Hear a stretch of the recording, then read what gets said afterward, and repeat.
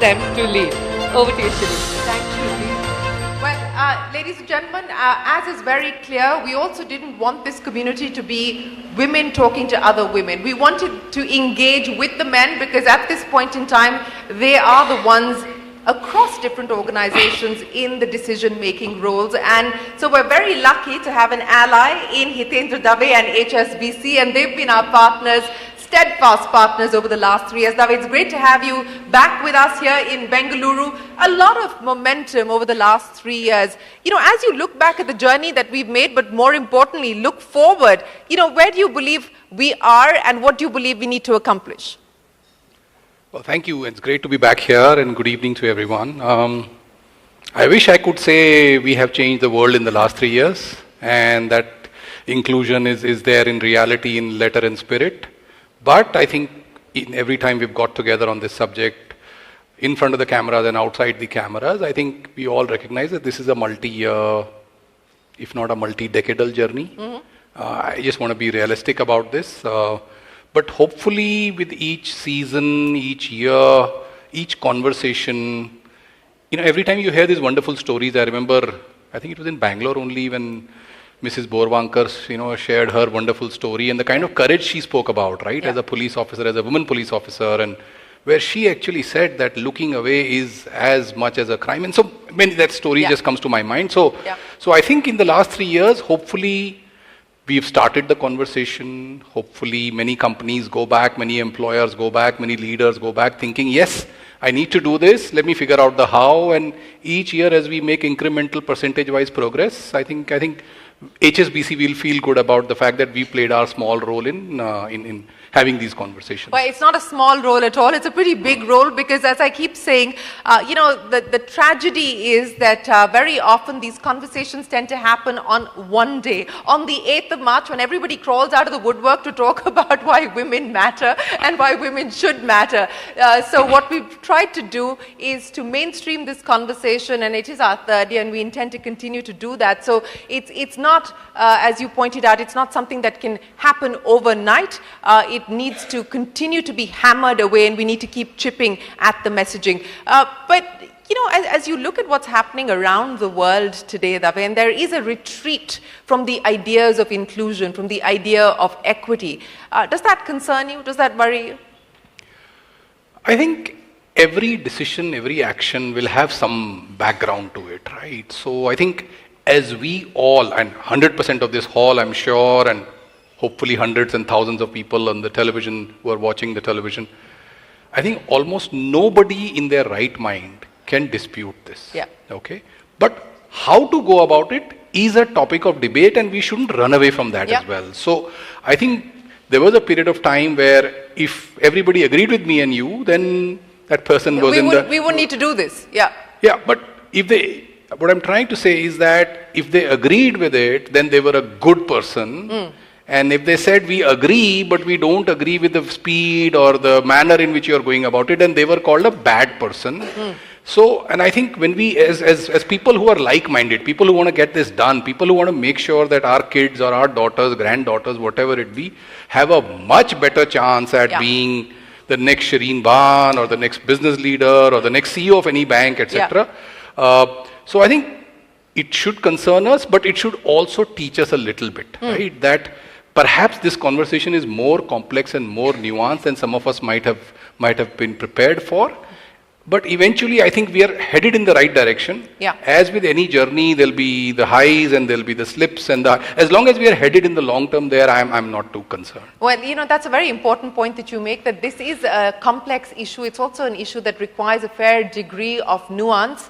And it's also an issue that requires leadership to put its shoulder to taking this forward. And that's what we've been attempting to do, to answer the how question. And that is why we've brought together knowledge partners like Udaiti Foundation to really create a playbook and help explain to corporations on how it can be done. How can you make your workforce more diverse? How can you make your workforce more inclusive? We've got champion companies from across sectors. You'll hear Pooja from Udaiti.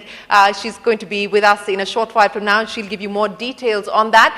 But that's why we also created the idea of a data repository, because at the end of the day, you need data, not anecdotes. You need data to explain what the problem is and then find a prescription that gives you the solution. And that's why we put together the Gender Gap Index. And the other thing that we've designed is the consortium, the Gender Consortium. It's getting companies to sign up to the idea that diversity and inclusion matters. And we started that in Mumbai, and we're taking that forward here in Bengaluru as well. So if we can bring Shruti on to start the charter and get us to actually kickstart the charter signing, and then welcome all our other partners on board to take forward the charter.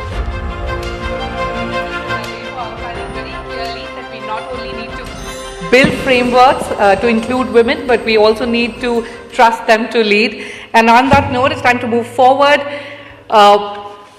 Unveiled in Mumbai at the launch of Season 3, Future.Female.Forward, the Charter has been a fine blueprint for organizations to take leap and commit for change.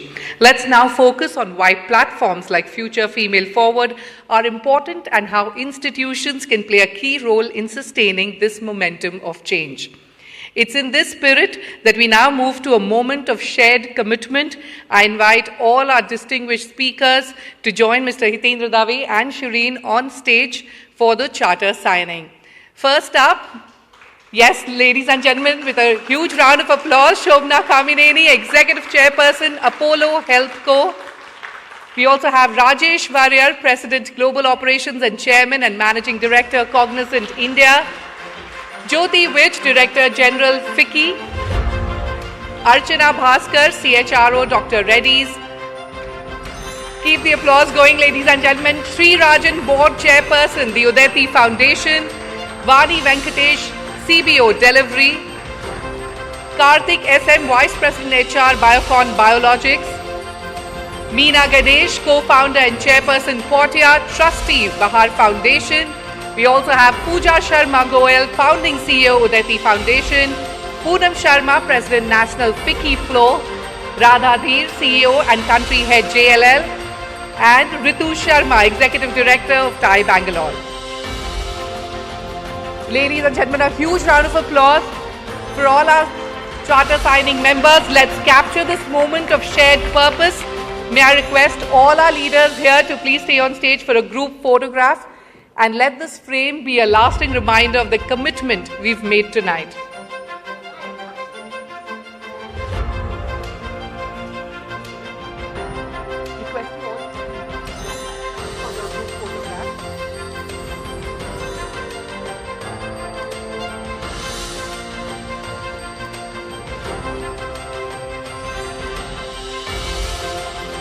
Ladies and gentlemen, once again, a huge round of applause for our charter members.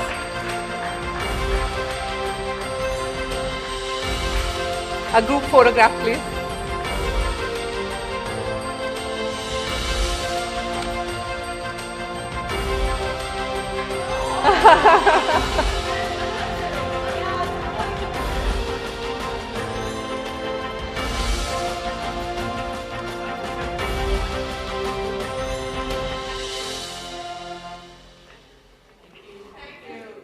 Well, thank you to each one of you for lending not just your voice, but your institutional commitment to this effort.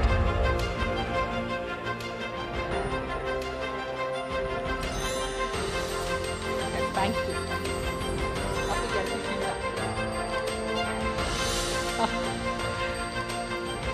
Ladies and gentlemen, we now turn to a conversation that brings focus to one of the most complex leadership domains, healthcare. Joining us now is a leader who has worked across the spectrum from systems to scale. Please welcome once again on stage Ms. Shobana Kamineni, Executive Chairperson at Apollo HealthCo. Shireen, request you to come back on stage as well.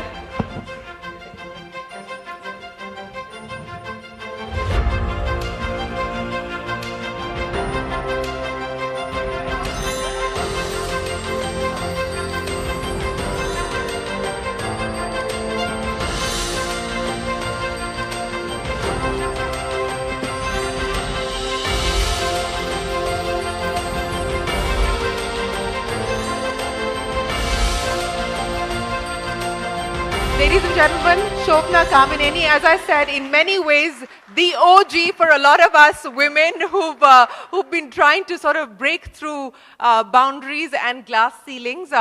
There are many firsts to her credit, including the fact that she was the first woman to head an industry body, the Confederation of Indian Industry. In its history, Shobana was the first woman to take over at CII. But, you know, I'm not going to talk to you about data and statistics, Shobana. Let me start by asking you, this is feedback that I have from your sisters. You were meant to be on that program. You dropped out last minute. So I have lots